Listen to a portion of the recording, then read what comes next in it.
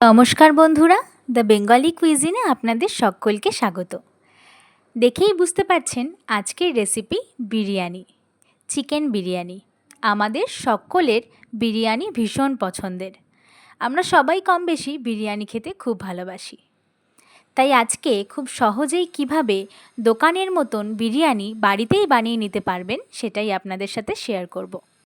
সব সময় তো দোকানে বাজারে বিরিয়ানি কিনে খাওয়া যায় না, সব সময় বাইরের খাবারটা খাওয়াও উচিত না। তাই আজকে এই রেসিপিটা আমি নিয়ে চলে এসেছি। এই বিরিয়ানিটা আমার বাড়ির প্রত্যেকে ভীষণ ভালোবাসে, সবাই ভীষণ প্রশংসা করেছে। খুব সহজেই একেবারে ঝরঝরে বিরিয়ানি আপনারাও পারবেন বাড়িতে তৈরি করে নিতে। শুধু আমি যে কথাগুলো বলবো সেগুলো একটু খেয়াল করে নেবেন। এখানে বিরিয়ানির জন্য আমি ক্রাউন রাইস ব্যবহার করেছি। চিকেনের পিসগুলো বিরিয়ানির জন্য সবসময় একটু বড় করবেন। আমি এখানে 150 থেকে 200 গ্রামের মধ্যে বিরিয়ানির পিসগুলো করেছি। লেগ আর থাই থেকে পিসগুলো কাট করে নিয়েছি। এরপর প্রথম ম্যারিনেশনে আমরা দিয়ে দেব আদা, রসুন, কাঁচা লঙ্কা বাটা, টক দই, লঙ্কা গুঁড়ো, সামান্য গরম মশলা গুঁড়ো আর গোলমরিচ গুঁড়ো। বাড়িতে বিরিয়ানি মশলা বানিয়েছি, সেই রেসিপিটা আপনাদের সাথে পরে শেয়ার করব।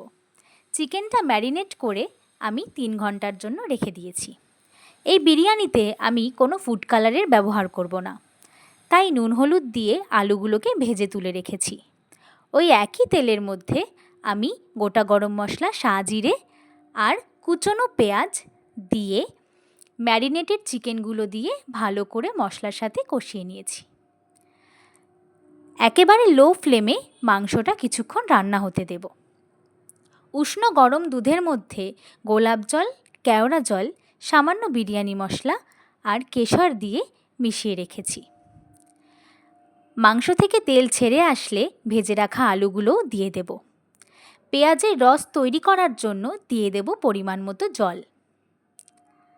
মাংসটা ফুটে আসলে ঢাকা দিয়ে রেখে দেব। ঢাকনা খুললেই দেখতে পারবে চিকেনের ফ্যাটগুলো ওপরে এরকম ভেসে এসেছে। একটি হাতার সাহায্যে সেগুলোকে তুলে রেখে দেব, এটা আমাদের লেয়ারিংয়ের কাজে লাগবে।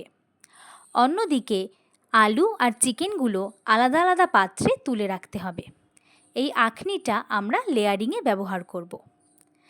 ভিজিয়ে রাখা ক্রাউন রাইস 80% মতো কুক করে নিয়েছি।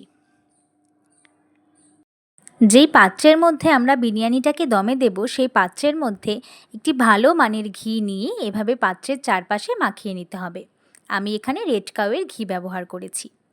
যে চিকেনের ঝোলটা আমরা রেখেছিলাম সেটা ছাঁকনির মাধ্যমে একেবারে ছেঁকে নিয়ে এই পাত্রের মধ্যে ঢেলে দিতে হবে।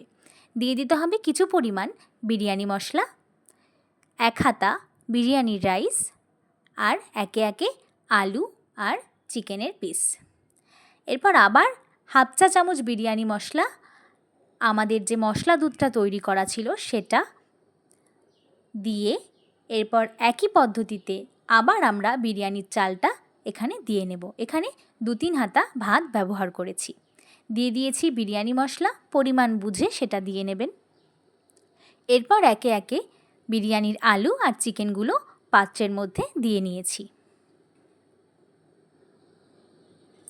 একই পদ্ধতিতে আবার দিয়ে দিয়েছি মশলা দেওয়া দুধ, আর যে চিকেনের ফ্যাটটা আমরা তুলে রেখেছিলাম সেটাও দিয়ে নিয়েছি। এতে বিরিয়ানির ফ্লেভারটা অসাধারণ সুন্দর হয়। একই পদ্ধতিতে আবার বিরিয়ানির চাল, আলু, চিকেন, মশলা, ঘি সমস্তটা দিয়ে আমরা লেয়ারিংটা কমপ্লিট করে নিয়েছি। হাই ফ্লেমে 7 থেকে 10 মিনিট মতো বিরিয়ানিটা প্রথমে দমে দিতে হবে। এরপর পরের 5 মিনিট একটি পাত্রের ওপর বিরিয়ানির পাত্রটা রেখে দমে দিতে হবে। মোট 15 মিনিট চিকেন বিরিয়ানির জন্য দম প্রযোজ্য, এর থেকে বেশি দেবেন না। দম দেওয়া হয়ে গেলেই একেবারে তৈরি কলকাতা স্টাইল চিকেন দম বিরিয়ানি। আজকের রেসিপিটা কেমন লাগলো অবশ্যই আমাকে জানাবেন।